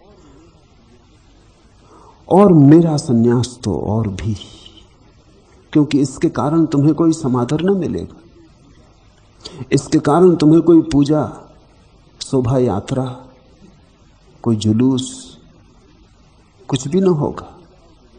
इसके द्वारा तो तुम जहां जाओगे वहीं अड़चन, वहीं झंझट होगी। पत्नी, बच्चे, पिता, मां, परिवार, दुकान, ग्राहक, जहां तुम जाओगे वहीं अड़चन होगी। ये तो मैं तुम्हारे लिए सतत उपद्रव खड़ा कर रहा हूं, लेकिन इस उपद्रव को अगर तुम शांतिपूर्वक झेल सके तो इसी से साक्षी का जन्म हो जाएगा। इस उपद्रव को अगर तुम मेरे प्रेम के कारण झेलने को राजी रहे तो इसी से भक्ति का जन्म हो जाए। मेघ गर्जा, घोर नभ में मेघ गर्जा, गिरी बरखा, प्रलय रव से गिरी बरखा, तोड़ सैलों के शिखर, बहाकर धारें प्रखर, ले हजारों घने धुंधले निर्झरों को, कह रही है वह नदी से उठ अरी उठ, कई जन्मों के लिए तू आज भर जा, मेघ गर्जा। ये जो मैं तुमसे निरंतर पुकार कर रहा हूं कि उठो, भर लो अपने को, उठ अरी उठ, कह रही है वह नदी से, ले हजारों घने धुंधले निर्झरों को, बहाकर धारें पिखर, तोड़ सेलों के शिखर, उठ अरी उठ, कई जन्मों के लिए तू आश भर जा, मेघ गर्जा। बुद्ध ने तो समाधि की अवस्था को धर्म मेघ समाधि कहा कि जब कोई समाधि को उपलब्ध होता है तो मेघ बन जाता है। धर्म मेघ समाधि, धर्म का जल उससे झरने लगता जैसे मेघ से वर्षा गिरती। अरे उठ, कई जन्मों के लिए तू आज भर जा, मेघ गर्जा। ये समय तुम छोड़ो मत, ये पुकार उठी है, इसे दबाओ मत। इस संन्यास का आकर्षण पैदा हुआ है, चूको मत, क्योंकि शुभ करना हो तो देर मत करना और अशुभ करना हो तो जल्दी मत करना। क्रोध आए तो कहना कल कर लेंगे, प्रेम आए तो अभी कर लेना, कल का क्या भरोसा। दुश्मनी करनी हो कल परसों टालते जाना, लेकिन दोस्ती बनानी हो तो क्षण भर नहीं टालना। अभी यहीं, अभी तो ही होगी दोस्ती। अगर सोचा फिर कभी तो कभी नहीं।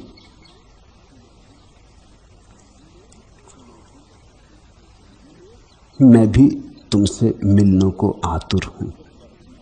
मेघ जब बरसता पृथ्वी पर तो ऐसा मत सोचना कि पृथ्वी ही प्यासी है, मेघ भी आतुर है।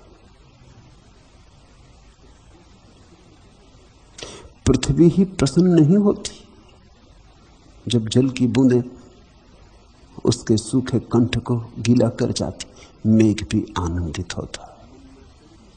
कौन मिलना तुर नहीं है, आ क्षितिज फैली हुई मिट्टी निरंतर पूछती है, कब मिटेगा कब कटेगा बोल तेरी चेतना का साप, और तू हो लीन मुझ में फिर बनेगा शांत, कौन मिलना तुर नहीं। गगन की निबंध बहती वायु प्रतिपल पूछती है, कब गिरेगी टूट तेरी देह की दीवार, और तू हो लीन मुझ में फिर बनेगा मुक्त, कौन मिलना तुर नहीं है। सर्वव्यापी विश्व का व्यक्तित्व प्रतिक्षण पूछता है, कब मिटेगा बोल तेरा अहम का अभिमान, और तू हो लीन मुझ में फिर बनेगा पूर्ण, कौन मिलना तुर नहीं। परमात्मा भी मिलने को आतुर है। तुम ही नहीं खोज रहे उसे, वह भी खोज रहा है। तुम ही नहीं दौड़ रहे उसकी तरफ, वह भी दौड़ रहा है। अगर ये आग एक ही तरफ से लगी होती तो मजा ही न था। ये आग दोनों तरफ से लगी तो ही तो मजा है, तो ही तो इतना रस है। संन्यास का मैंने निमंत्रण दिया है क्योंकि जो मेरे पास है मैं वो बांटना चाहता। तुम ले लोगे तो मैं तुम्हारा कृतज्ञ, तुम ले लोगे तो मेरा धन्यवाद तुम्हें। जब कभी मन में ऐसा भाव उठे छलांग लगाने का तो झिझकना मत, क्योंकि कभी कभी ऐसे हिम्मत के क्षण आते, उस हिम्मत के क्षण में घटना घट जाए तो घट जाए, अन्यथा तुम टाल गए, सोचा कल कर लेंगे। कल का क्या भरोसा है। बुद्ध एक गांव से 30 बार निकले 40 वर्षों की यात्रा में, और एक आदमी बार बार सोचता था जाना है, लेकिन कभी घर मेहमान आ गए, कभी पत्नी बीमार हो गई। अब पत्नियों का कोई भरोसा थोड़ी, कब बीमार हो जाए, ऐन वक्त पे हो जाती। कभी दुकान पे ज्यादा ग्राहक, कभी खुद सिर दर्द हो गया, कभी जा ही रहा था दुकान बंद ही कर रहा था कि कोई मित्र आ गया वर्षों के बाद। ऐसे अड़चन आती रही। सोचा अगली बार जब आएंगे। ऐसा 30 बार बुद्ध आए गांव, और 30 बार वो आदमी चूक गया। चौंकना मत, सोचना मत कि 30 बार बहुत हो गया। तुम भी कम से कम 3000 बार चूके हो। कितने जन्मों से तुम यहां हो, कितने बुद्धों से तुम्हारा मिलना ना हुआ होगा। जीवन के पथों पर बहुत बार बुद्धों के आसपास गुजर गए होगे, लेकिन तुमने कहा कल फिर मिल लेंगे, अभी जल्दी क्या, भी और दूसरे काम जरूरी हैं, वो पहले निपटा लेना। परमात्मा को तो हम फेहरिस्त पर आखिर में रखते हैं, जब कुछ करने को ना होगा तब परमात्मा को सूझबूझ लेंगे। फिर एक दिन अचानक गांव में खबर आई कि बुद्ध ने घोषणा की कि आज वो देह छोड़ रहे हैं। तब वो आदमी घबराया। तब उसने फिक्र न की कि पत्नी बीमार, कि बच्चे का विवाह करना, कि दुकान पर ग्राहक। वो भागा, दुकान बंद भी नहीं की और भागा। लोगों ने कहा पागल हो गए हो, कहां जा रहे हो। उसने कहा बहुत हो गए। वो भाग के पहुंचा, लेकिन देर हो गई थी।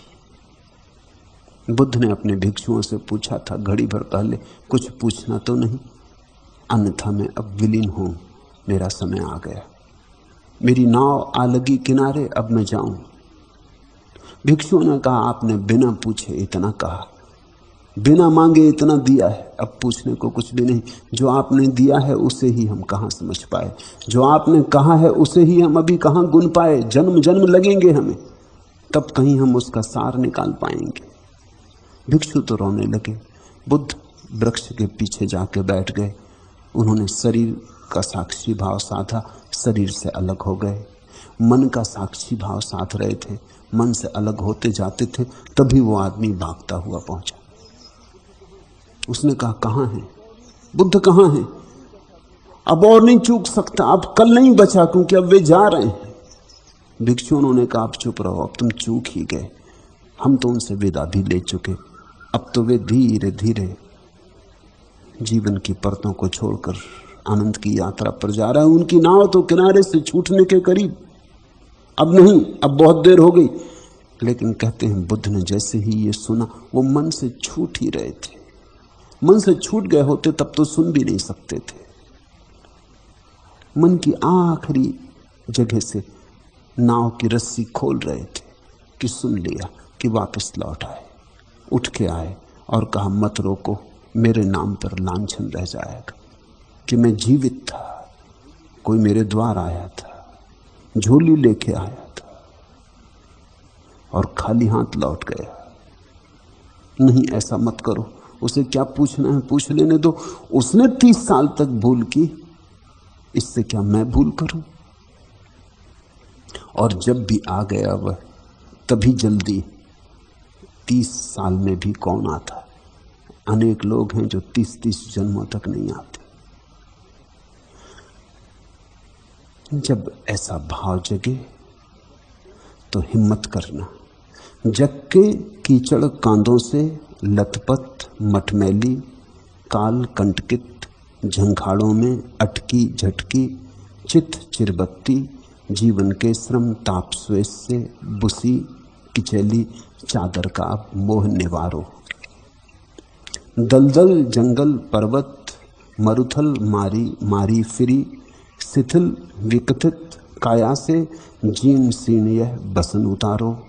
तारक सिकता कूलों में अविरत बहती, शुभ्र गगन गंगा धारा में मल दल नहला, नव निर्मल कल जल जलन थकनहर, अपने तन पर वत्सलता करुणा अनुरंजित सतरंगा परिधान समारोह, सतह पर अस्तित्व का उत्थान, किरणावली समुज्वल मोतियों की मुक्त कर बौछार, कल कल गान, सतसत लहरियों के संग उमगित अंग, तट को प्रथम छूने के लिए प्रतियोगिता अभियान, अब सब वह विसारो, अब लहर नतशीस तिमरा छन्न अंतर, सन्न अंग अंग सर्वथा निसंग निर्धन, हर तरह से हार अपना रिक्त हस्त पसार, अपने मूक नैनों से किनारा देख अंतिम बार, पारावार से असहाय एकाकार, भूलो लहर को प्रभु को पुकारो।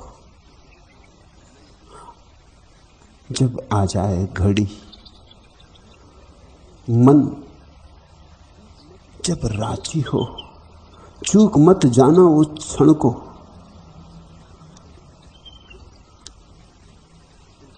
बुद्ध कहते थे, एक राजमहल में एक अंधा आदमी बंद था। उस राजमहल में बहुत द्वार थे, लेकिन सब द्वार बंद थे, सिर्फ एक द्वार राजा ने खुला छोड़ा था। वो अंधा आदमी निकलने के प्रयास करता है, वो टटोलता टटोलता टटोलता, लेकिन सब द्वार बंद। और जब वो खुले द्वार के करीब आया तो उसके सिर में खुजलाहट आ गई, तो वो सिर खुजलाने लगा, निकल गया, फिर टटोलने लगा। फिर महीनों के श्रम के बाद फिर उस द्वार पर आया, बड़ा महल। तब एक मक्खी उसके मुंह पर आ गई, तो वो मक्खी उड़ाने में लग गया, तब तक वो द्वार निकल गया। एक ही खुला द्वार, ऐसे हजार हजार द्वार थे राजमहल में, लेकिन खुले द्वार पर जब आया तभी कोई निमित्त कारण बन गया। जीवन में करोड़ों क्षण हैं, किसी एक क्षण में तुम सन्यास के करीब होते हो। उस वक्त मक्खी मत उड़ाने लगना, उस वक्त सिर मत खुजलाने लगना। फिर वो द्वार दोबारा आए ना आए, अब लहर नतशीस तिमरा छन्न अंतर, सन्न अंग अंग सर्वथा निसंग निर्धन, हर तरह से हार अपना रिक्त हस्त पसार, अपने मूक नैनों से किनारा देख अंतिम बार, पारावार से असहाय एकाकार, भूलो लहर को प्रभु को पुकारो।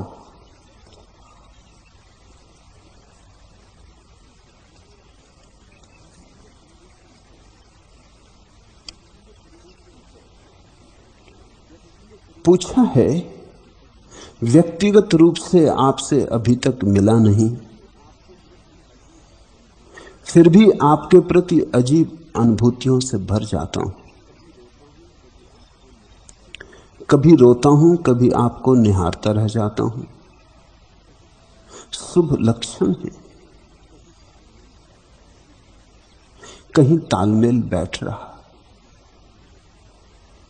कहीं तुम्हारी धारा मेरे धारा के साथ बहने के लिए तैयार हो रही। तुम राजी हो रहे पंख खोलकर उड़ने को, इसलिए नई नई अनुभूतियों का उन्मेष होगा। डर मत जाना, क्योंकि नए से बड़ा भय लगता। पुराने से तो हम परिचित होते, परिचित से भय नहीं लगता। परिचित से चाहे दुख मिले मगर भय नहीं लगता। इसलिए तो लोग इतने दुखी रहते फिर भी दुख को बदलते नहीं। दुख से परिचय हो जाता, संबंध जुड़ जाता। अगर अचानक सुख तुम्हारे द्वार पर आ जाए तो तुम मेरी मानो, पक्की मानो, तुम द्वार बंद कर लोगे। तुम कहोगे सुख, पहली तो बात होता ही नहीं सुख दुनिया में, दूसरी बात धोखा होगा, और तीसरी बात अब बामुश्किल तो दुख से राजी हो पाए। अब मत उखाड़ो, किसी तरह जम पाए, किसी तरह तो संबंध बन गया है। अब ये नया और झंझट कौन ले, फिर से कौन शुरुआत करे। लोग कारागृह में भी आदी हो जाते रहने के, फिर उन्हें बाहर अच्छा नहीं लगता। मैं मध्य प्रदेश में कुछ वर्षों तक था, तो वहां की सेंट्रल जेल में जाता था। गवर्नर मेरे एक मित्र थे, तो उन्होंने कहा कि आप बाहर के कैदियों को कब तक समझाएंगे, भीतर के कैदियों को भी समझाएं। मैंने कहा ठीक, मैं आऊंगा।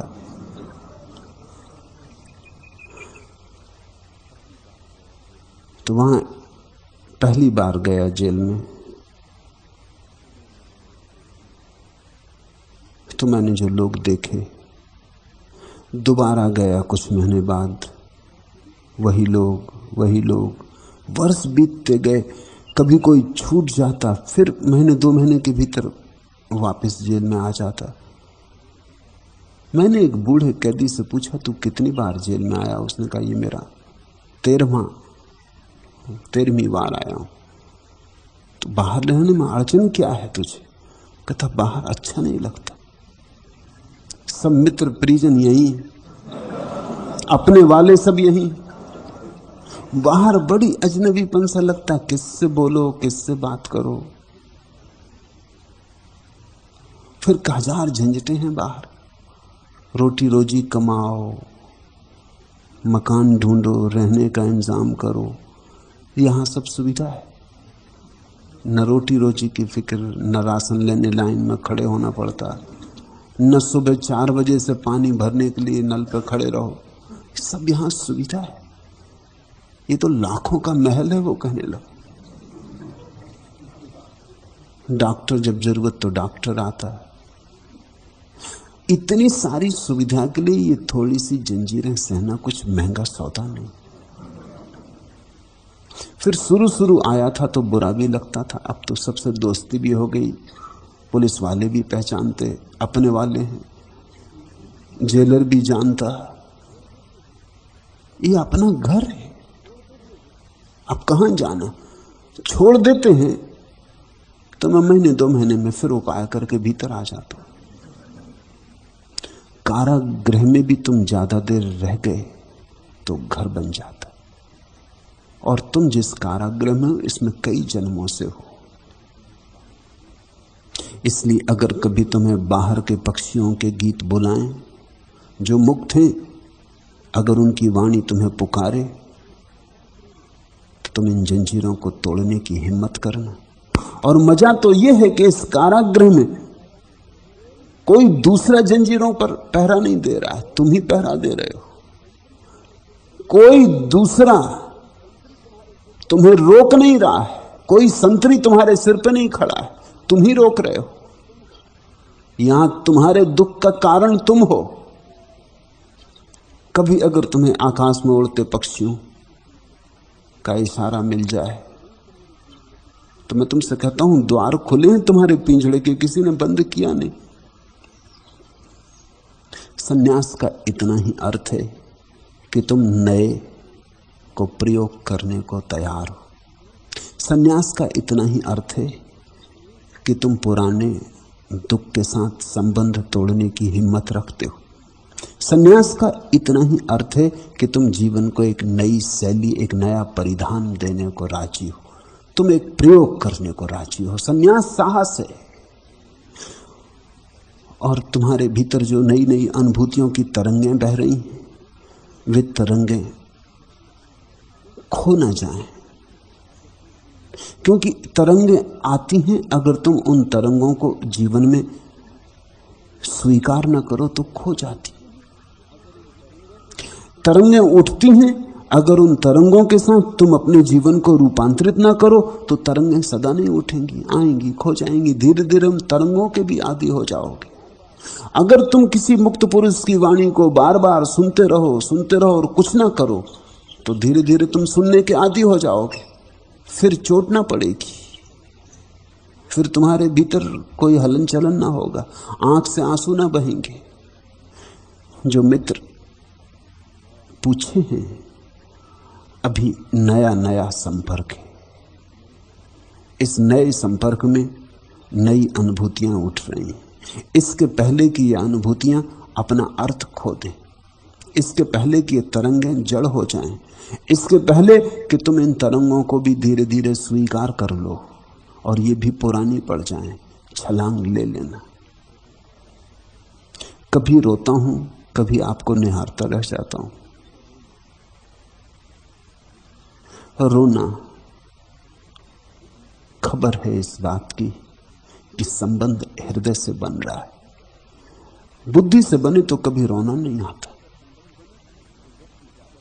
बुद्धि से अगर संबंध बने तो व्यक्ति ज्यादा से ज्यादा सिर हिलाता है कि ठीक, या गलत तो सिर हिलाता है कि गलत, बस खोपड़ी थोड़ी सी हिलती। आंसुओं का कोई संबंध सिर से नहीं है। आंसू तुम्हारी खोपड़ी के भीतर से नहीं आते, आंखों से बहते हैं, आते हृदय से, आते अंतस्थल से। आंसू ज्यादा सार्थक है बजाय धारणाओं के, विचारों के, संप्रदायों के। आंसू ज्यादा सार्थक है। आंसू खबर दे रहे हैं इस बात की हृदय पर चोट पड़ी, कोई भीतर कब गया है। इसके पहले कि आंसू सूख जाएं, इसके पहले कि तुम्हारी आंखें सूख जाएं, कुछ करना।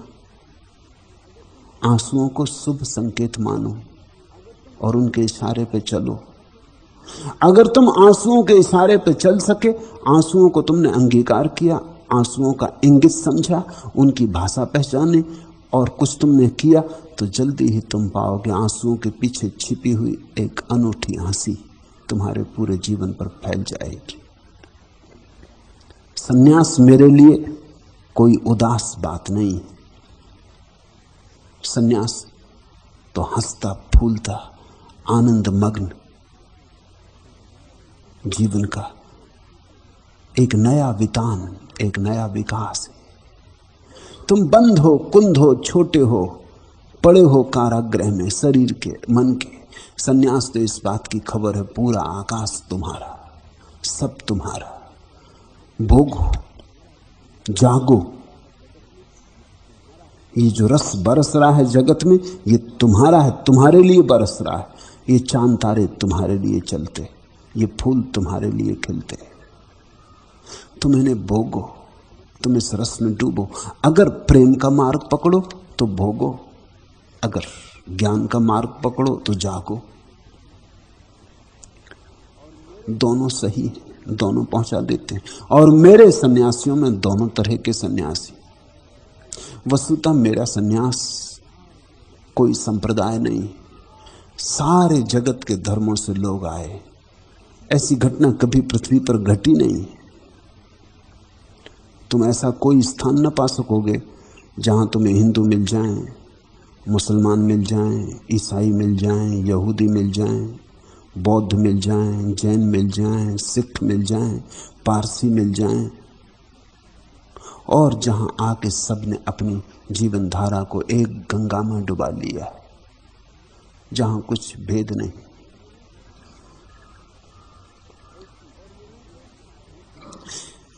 ऐसी सार्वभौमता, और यहां कोई सार्वभौमता की बात नहीं कर रहा है, और यहां कोई सर्वधर्म समन्वय की बकवास नहीं कर रहा है। कोई समझा नहीं रहा है कि अल्लाह ईश्वर तेरे नाम रटो, अल्लाह ईश्वर तेरे नाम, कोई समझा नहीं रहा। इसकी कोई बात ही क्या उठानी, ये बात ही बेहूदी। जिस दिन तुमने कहा अल्लाह ईश्वर तेरे नाम, उस दिन तुमने मान ही लिया कि दो नाम विपरीत हैं, तुम मिलाने की राजनीति बिठा रहे हो। मान ही लिया कि भिन्न है। यहां कोई समझा नहीं रहा कि अल्लाह ईश्वर तेरे नाम। यहां तो अनजाने अनायास ये घटना घट रही। अल्लाह पुकारो तो, ईश्वर पुकारो तो, एक ही को तुम पुकार रहे हो, और इसकी कोई चेष्टा नहीं। चकित होते हैं लोग जब पहली दफा आते, देख के हैरान हो जाते हैं कि मुसलमान भी गैरिक वस्त्रों में कृष्ण मोहम्मद को देखा, राधा मोहम्मद को देखा। एक सज्जन मुझसे आके बोले कि राधा हिंदू है कि मुसलमान? का क्या करना, राधा राधा है, हिंदू मुसलमान से क्या लेना देना। नहीं, उन्होंने कहा नाम से तो हिंदू लगती, लेकिन कृष्ण मोहम्मद के साथ जाते देखिए, वो कृष्ण मोहम्मद की पत्नी है। वो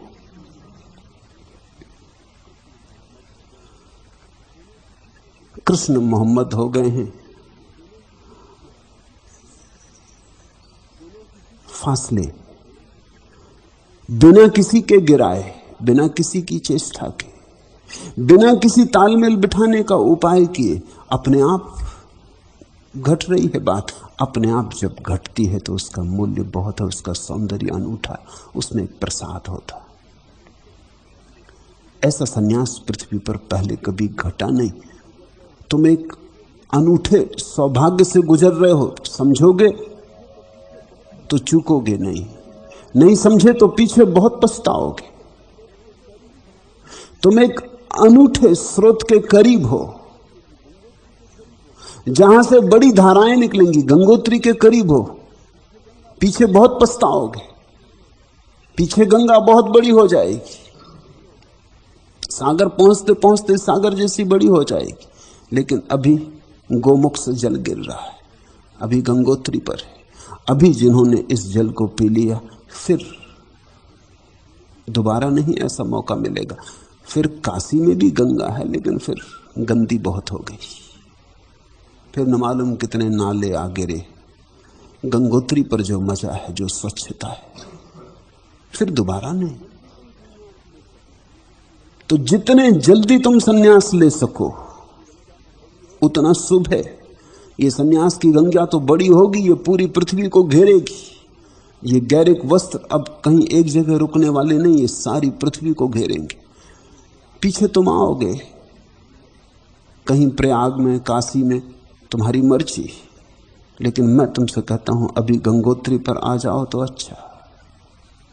मैं एक विश्वविद्यालय में विद्यार्थी था, तो मेरे जो वाइस चांसलर थे वो बुद्ध जयंती पर एक दफा बोले कि मैं कई बार विचार करता हूं कि कैसा धन्यभागी होता मैं अगर बुद्ध के समय में होता, उनके चरणों में जाता। धन्यभागी थे वे लोग जो बुद्ध के पास उठे बैठे, जिन्होंने बुद्ध के साथ सांस ली, जिन्होंने बुद्ध की आंखों में झांका, जो बुद्ध के चरणों पर चले, जो बुद्ध की छाया में बैठे। धन्यभागी थे वे लोग। काश मैं उनके समय में होता। मैं तो विद्यार्थी था, लेकिन जैसी मेरी आदत थी मैं बीच में उठ के खड़ा हो गया। मैंने उनसे कहा आप शब्द वापस ले लो।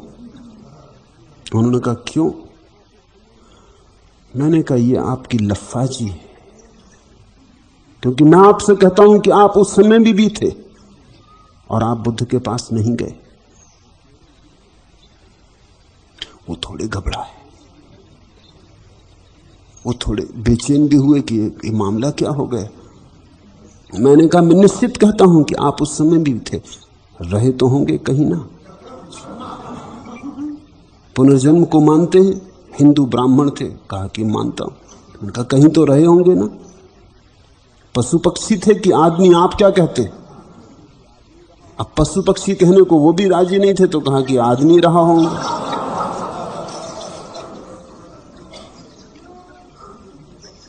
लेकिन तब आप बुद्ध के पास गए नहीं, क्योंकि गंगोत्री में गंगा दिखाई कहां पड़ती। तो गंगा तो तब दिखाई पड़ती जब बहुत बड़ी हो जाती, लेकिन तब स्रोत से बहुत दूर निकल जाते हैं। आज बुद्ध का इतना बड़ा नाम आपको दिखाई पड़ रहा है क्योंकि हजारों करोड़ों मूर्तियां हैं, करोड़ों मानने वाले, इसलिए आप प्रभावित। आप बुद्ध से प्रभावित नहीं, आप बुद्ध का ये जो बड़ा नाम है इससे प्रभावित। मैं आपसे कहता हूं कि आप इस जिंदगी में कभी किसी संत के पास गए? मैं उन्हें जानता था। संत वगैरह तो दूर, वो छाया ना संत की पढ़ने दे। मांसाहारी, शराबी, वैश्यागामी, मैं उन्हें भली भांति जानता था। मैंने कहा कि आप सच सच कह दो,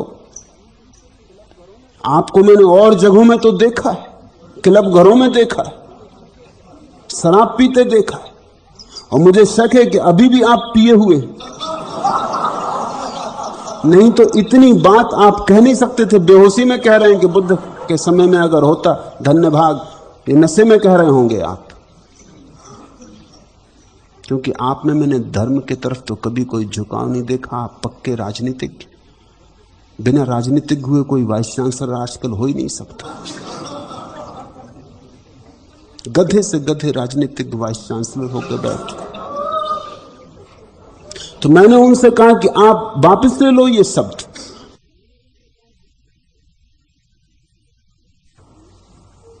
आप बुद्ध को पहचान सकेंगे?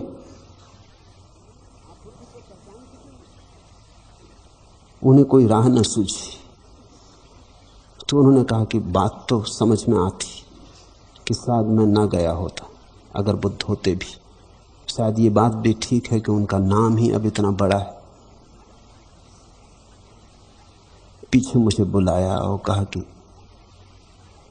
कुछ भी कहना हो तो एकांत में आके कह दिया करो, ऐसा बीच भीड़ में खड़े हो गए। मैंने कहा कि आप भी सोच समझ के, जब तक मैं इस विश्वविद्यालय में हूं, वक्तव्य सोच समझ के देना, क्योंकि वक्तव्य आप जब लोगों के सामने दे रहे हैं तो वहीं मुझे भी कुछ कहना पड़ेगा। अभी स्रोत के करीब हो तुम, ये स्रोत गंगा बनेगा। अभी गंगोत्री में साथ तुम पहचान भी ना पाओ, पीछे तुम पछताओगे। तो अगर ऐसी सौभाग्य की किरण तुम्हारे भीतर उठी हो कि भाव उठता हो कि डूब ले, मस्त हो ले, तो रुको मत। लाख भय हो किनारे सरका के उतर जाओ, और भय मिटते ही हैं जब तुम उन्हें सरका के आगे बढ़ते हो, अन्यथा वे कभी मिटते नहीं।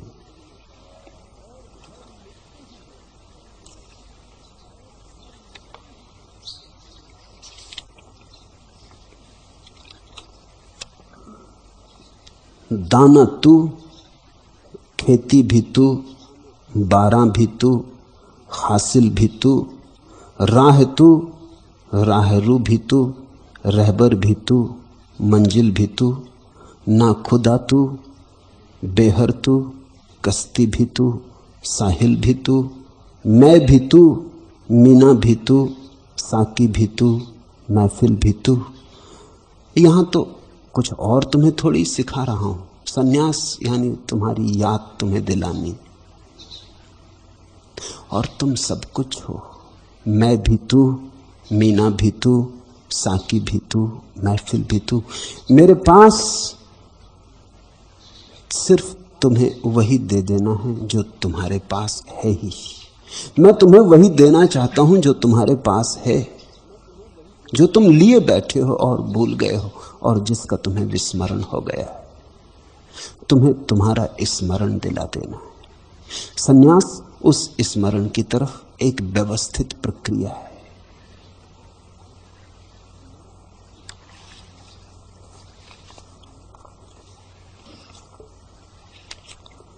इस चक्की पर खाते चक्कर, मेरा तन मन जीवन जर्जर। हे कुंभकार, मेरी मिट्टी को और न अब हैरान करो, अब मत मेरा निर्माण करो। सन्यास इस बात की घोषणा है कि हे प्रभु, बहुत चक्कर हो गए इस चाक पर, इस चक्की पर खाते चक्कर, मेरा तन मन जीवन जर्जर। हे कुंभकार, मेरी मट्टी को अब न और हैरान करो, अब मत मेरा निर्माण करो। इस अंधेरी रात से जागना है तो सन्यास, इस दुख भरे नरक से बाहर निकलना है तो सन्यास,